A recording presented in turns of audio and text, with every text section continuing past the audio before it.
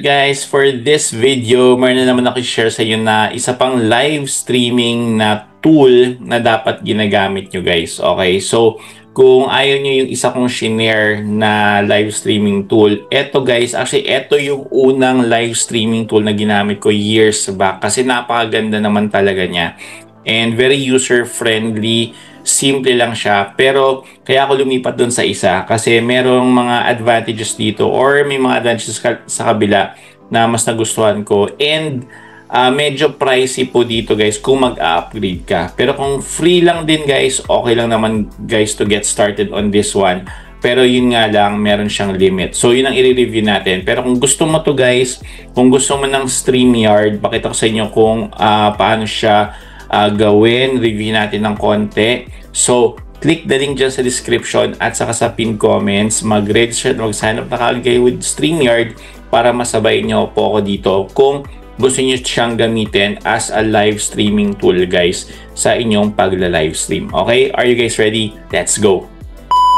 So guys, ayan po no. Ito po yung once you click the link dyan sa description saka sa pin comments, ito po yung makikita niyo. So you can sign up using your email or matik connect nyo na using your Google if you want kung nakakonect na kayo sa YouTube, and you can get started for free. Okay, and may kitin guys, 12 million creators na po ang nagamit ito. So kumpara dun sa isa kong live streaming platform, parang mas marami dito sa StreamYard kasi ito yung talagang original din na ginamit ko eh.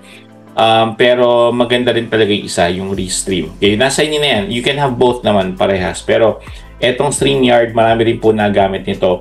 And pakita ko sa inyo yung mga benefits nito guys. Okay, so ito po yan. Actually, ang ganda si Gary Vaynerchuk ko. Itong ginagamit StreamYard. And marami pang mga teams ang nagamit nitong StreamYard. And yung quality niya guys is maganda. Kumpara dun sa isa, 720p lang. Although okay naman siya kasi karamihan naman phone ang ginagamit.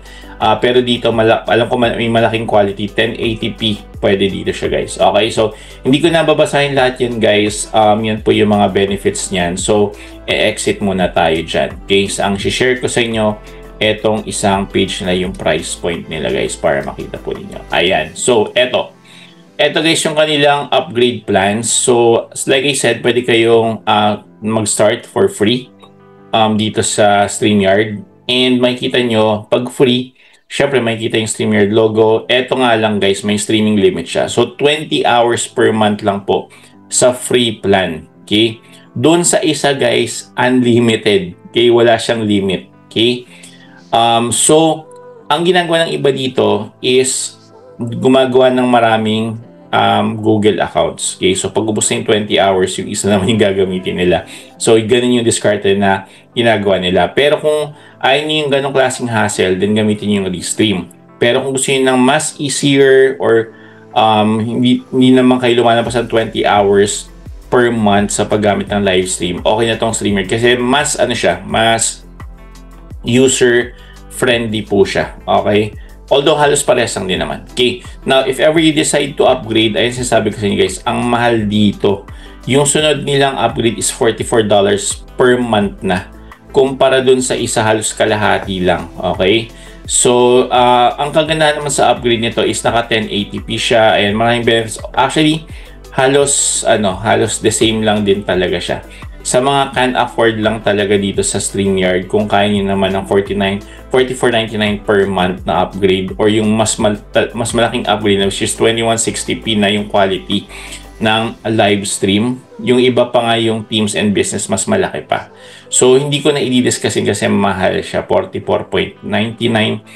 Although kung gusto niyo ng 1080p na quality, so panalo to kasi yung isang upgrade dun sa kabila kalahati nga yung presyo pero 720p lang po siya yung yung quality niya. Okay, so if you're going for the HD quality, then okay tong StreamYard. Yun nga lang, mas mahal po siya. Okay, and then mas malaki po yung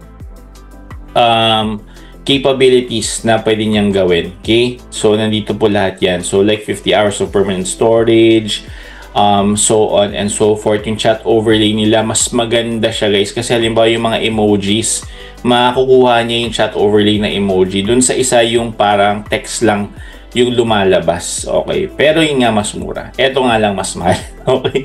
So abangan nyo lang guys, may mga summer deals din po sila. Pero yun nga, mahal pa rin talaga siya guys. Okay. So ayan. So ito po yung kanilang deals ng kanilang plan kung gusto niyo po mag-upgrade. But then again guys, like I said, pwede naman kayo mag-start dito for free. Okay. So ito po yung ano ko, StreamYard ko. So meron akong account dito. And ganito lang din po yung kanilang dashboard. Simple lang din po, napakadali lang. Destination is yung iba't iba nilang platform. So kita nyo guys na dito ang kanilang destinations konti lang. Ito lang po yung mga main na live streaming platforms yung available. Dun sa isang dami. Okay. And then you can also repurpose it. Yung magiging content, yung live stream nyo, pwede nyo po siyang gawin dyan. Okay. Ito yung library. Kung wala pa akong nilagay dito kasi nga hindi ito yung ginagamit ko. Dati kasi ito. Pero ngayon hindi na. Kasi nakahanap ako ng mas mura. Okay? Pero anyway, kung gusto niyo naman tong StreamYard, marami kasing nagamit yung StreamYard. So, and kung afford niyo at gusto niyo yung 1080p na quality, ito na yung gamitin yung StreamYard guys. Okay? So yun. Nasa inyo na yun guys kung anong platform ang gusto niyo gamitin. Alam ko mas maraming gumagamit ng StreamYard for free. Ang discard na ginagawa nga nila is nagmo-multi-account sila ng Google. Tapos pag naubos na yung 20 hours, gagamitin naman yung isa. Pero to avoid that hassle na magmo-multi-accounts ng Google, restream na kayo guys. Okay? So, nandun yung sa isa kong video. Ilalagay ko na lang dyan lahat sa description at saka sa pin comments. So, that's the two main platforms na talagang popular ngayon, which is okay sa mga newbies na ayaw gumamit ng OBS. Okay, so ako alam ko yung OBS kasi hirap na hirap akong gamitin. Yung OBS na guys, free lang naman siya. Pero hindi siya ganun ka-user-friendly for me. Okay, so ito sobrang easy, click and click and you're done. Okay, ganun lang po kasimple yung mga gagawin nyo sa StreamYard and doon sa isa sa Restream. Okay? So guys, yun lang po. I hope naging useful sa inyo tong video na to. Let me know what you think. Comment down below. Again, this was Sir Fish. Have a great day. Bye!